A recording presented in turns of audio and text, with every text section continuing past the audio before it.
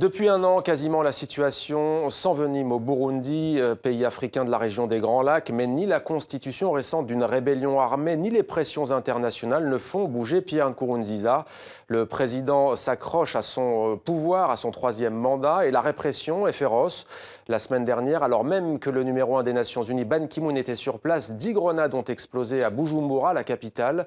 Mais Pierre Nkurunziza semble revenir à la raison, sur le papier en tout cas, puisqu'un dialogue semble reprendre avec l'opposition. Les mandats d'arrêt émis contre une dizaine d'opposants, dont Pancras Simpay, ont été levés. Pancras Simpay, qui est avec nous dans 64 minutes sur TV5 Monde. Bonsoir, merci d'être avec nous, en direct de Bruxelles, en Belgique, où vous êtes, on le précise, en exil. Vous êtes le porte-parole du Conseil national pour le respect de l'accord d'Arusha et la restauration de l'état de droit. C'est donc une coalition de l'opposition burundaise en exil. Alors, 4 chefs d'État se sont récemment rendus sur place à Bujumbura.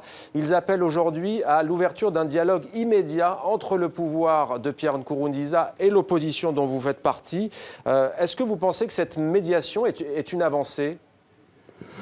Effectivement, cette déclaration qui a été sortie par l'Union africaine est un signal qui, une fois de plus, peut donner espoir au peuple burundais. Mais ce qui est plus important aujourd'hui, ce que le peuple burundais attend, c'est beaucoup plus que la communauté internationale, que l'Union africaine aille au-delà des communiqués, aille au-delà des déclarations. C'est une date de début des négociations, des véritables négociations entre le pouvoir de facto de Bujumbura et l'opposition, parce que le peuple burundais est en train de souffrir. Le peuple burundais est en train de souffrir le martyre. Il y a un drame qui se passe au pays, il y a un drame qui se passe au Burundi. Chaque jour qui passe sans une solution à la crise burundaise est un jour de trop. Il y a des vies humaines qui sont fauchées, malheureusement, par l'oligarchie de Bujumbura. Espérons que cette déclaration de l'Union africaine sera suivie par des faits très concrets et dans les meilleurs délais. Alors c'est vrai que pour l'instant, nous sommes effectivement dans des déclarations d'intention. Prenons par exemple ces mandats d'arrêt qui auraient été levés, enfin en tout cas émis à votre encontre, qui a été levé, comme pour d'autres opposants. Qu'en est-il au juste? Est-ce que par exemple, vous, aujourd'hui, vous pouvez rentrer dans votre pays, le Burundi? Bon, je ne pense pas. Je pense que cette levée ou cette annulation des pseudo-mandats d'arrêt, c'est une opération qui a été opérée juste pour mettre la poudre aux yeux aux différentes délégations qui allaient venir à Bujumbura. C'était un message qu'on voulait adresser au secrétaire général des Nations Unies qui devait se rendre à Bujumbura. C'était un message et un mensonge qu'on était en train de manigancer pour adoucir ou pour jeter la poudre aux yeux une fois de plus au chef d'État qui devait se rendre à Bujumbura. Ça n'a pas aucune incidence au niveau des faits, parce que si tel était le cas, alors pourquoi est-ce que les militants des partis politiques qui sont affiliés à notre coalition restent toujours en prison? Pourquoi est-ce que Nkurunziza promet au secrétaire général des Nations Unies qu'il va libérer des prisonniers politiques, mais que 24 heures après, ils prennent une décision de ne libérer que les prisonniers de droit commun? Il a exclu systématiquement la libération de nos militants. Donc, c'est pour vous dire que si nos militants sont emprisonnés, comment est-ce que nous pouvons dire que nous sommes en liberté? C'est un trompe-l'œil. Alors, il y a cette question des prisonniers politiques. Il y a également celle éminemment politique. On a le sentiment que chaque camp campe aujourd'hui sur ses positions. Le président Nkurunziza a été réélu il y a quelques mois. Ce que vous contestez, il a été réélu pour un troisième mandat, ce qui, selon vous, n'aurait pas dû être le cas. Qu'est-ce qu'il faut faire aujourd'hui concrètement, selon vous? Qu'est-ce que vous demandez?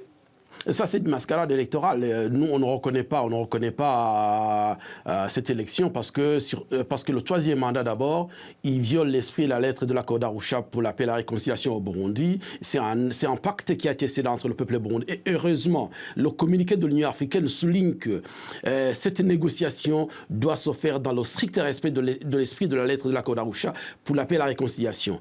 Et l'accord d'Arusha précise qu'aucun Burundais ne peut diriger le pays pendant plus de 10 ans. Donc, je pense que cette discussion n'est pas à l'ordre du jour. Nkurunziza est dans l'illégalité. Nkurunziza a fait un coup d'État. Nkurunziza a fait un push contre la loi, contre l'accord d'Arusha pour la paix et la réconciliation. Cependant, au niveau du Sénarède, nous acceptons de négocier avec le putschiste Pierre Nkurunziza. On va négocier de la façon la meilleure de remettre le Burundi sur les rails dans l'état de droit. Parce qu'aujourd'hui, nous avons une république bananière à Bujumbura. Aujourd'hui, nous avons la jungle, les lois de la jungle à Bujumbura. Nous devons mettre fin au calvaire que le peuple burundais est en train de vivre. Pour cela, le Sénarède est prêt à faire une concession. Et la seule concession que le Sénarède peut faire, c'est d'accepter de négocier sans aucune condition avec Pierre Nkurunziza.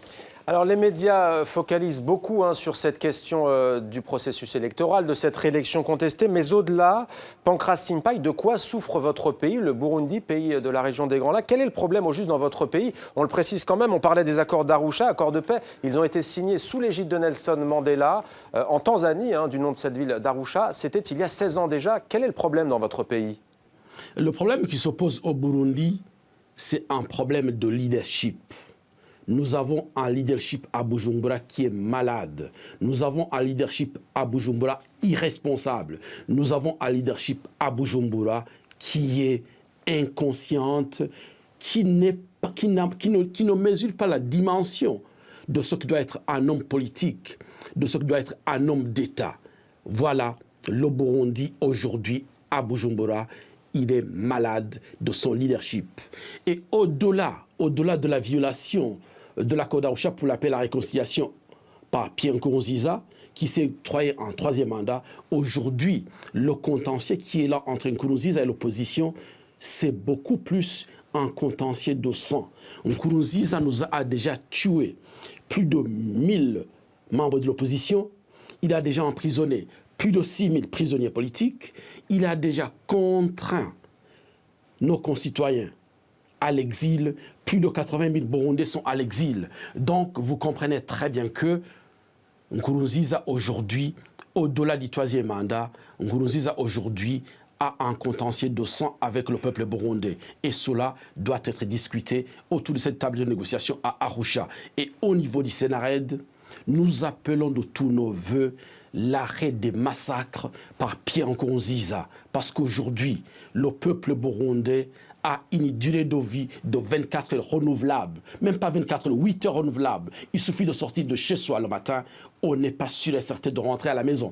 On doit dire adieu à sa femme, on doit dire adieu à ses enfants parce qu'on ne sait pas si les escadrons de la mort de Nkurunziza ne vont pas vous faucher en coup de route. Justement, Pancras Simpay, est-ce que vous pensez, comme les institutions internationales l'ont fait il y a quelques mois, l'Union africaine, l'Organisation des Nations Unies, plusieurs pays également, comme la Belgique notamment, qui ont parlé d'un risque de génocide et de massacre de grande ampleur. Est-ce que c'est un risque qui, selon vous, aujourd'hui est écarté ou est-ce qu'il est toujours présent? Il ne peut pas, ce risque ne peut pas être écarté dans la mesure où la clique de Nkurunziza aujourd'hui est en campagne et a enclenché une campagne de haine ethnique contre une composante de la population. Alors, ce venin que Nkurunziza est en train d'inoculer dans les cœurs des Burundais ne peut, à un certain moment, si la communauté internationale reste au balcon, si la communauté internationale reste sur des communiqués, si la communauté internationale ne fait pas une forte pression sur Nkurunziza, c'est ce discours de haine ethnique qui peut se transformer en un génocide, en un drame. Aujourd'hui, si vous entendez des attaques contre le Rwanda, c'est dans cette pensée ethnique et ethnisante de la crise burundaise. Et pourtant, tout le peuple burundais est au courant que la crise burundaise est une crise fondamentalement politique. Vous évoquez le Rwanda, Pancras Simpay, parce qu'effectivement, Pierre Nkurunziza, le président burundais, accuse le Rwanda et son président Paul Kagame d'être derrière les troubles qui secouent votre pays. Pour autant, le pouvoir à Bujumbura accuse aussi l'opposition et notamment cette rébellion de commettre des exactions. Il y a une fosse commune qui a été découverte il y a quelques jours, avant-hier lundi, avec 3 corps dans cette fosse. Et le pouvoir dit que ce sont des opposants qui ont commis ces exactions. Votre réaction ? N'importe quoi. Je pense que le CNDD-FDD ou le pouvoir de Nkurunziza prend les gens pour des imbéciles. Les Burundais ne sont pas des imbéciles. Comment est-ce que vous pouvez imaginer un seul instant l'opposition massacrer les Imbonerakure à une grande échelle? Je vous rappelle que les Imbonerakure qui sont en train de s'aimer la mort, ils sont logés dans des camps militaires. Les policiers qui se sont transformés en escadrons de la mort, ils sont logés dans des camps militaires. On leur a même, il y a même des camps qui ont été vidés pour laisser cette place à ces extradons de la mort. Dites-moi, quand est-ce que l'opposition a été forte pour aller chercher ces escadrons de la mort dans les retranchements et ainsi constituer ces fosses communes?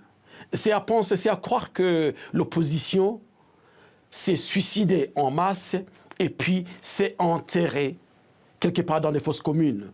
Et là, je pense que c'est se moquer et surtout se moquer des victimes de cette barbarie. Parce que le moment viendra, à la fin des négociations, pendant les négociations, quand viendra le moment de faire le décompte des morts, quand viendra le moment de mettre les noms sur les victimes et les noms sur les bourreaux, la vérité apparaîtra. Parce qu'aujourd'hui, les gens qui crient au secours chaque fois, les gens qui disent « Nous avons un de nôtres qui a disparu depuis 24 heures, on ne sait plus où il est », ce ne sont pas les gens de Nkurunziza, ce sont les gens de l'opposition.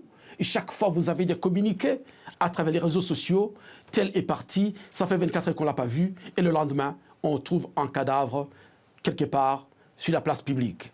Ça, tous ces programmes, le CNDD-FDD, Nkurunziza et sa clique, ils doivent comprendre que un jour ou l'autre, ils devront répondre de ces actes. Pancras Simpay, très rapidement peut-être, vous l'avez brièvement évoqué, ces accusations sur le Rwanda et le président Paul Kagame, qui viseraient, selon vous, vous l'avez dit, à ethniciser ces troubles qui secouent votre pays. Quelle est votre réaction à cette accusation portée à l'encontre du Rwanda?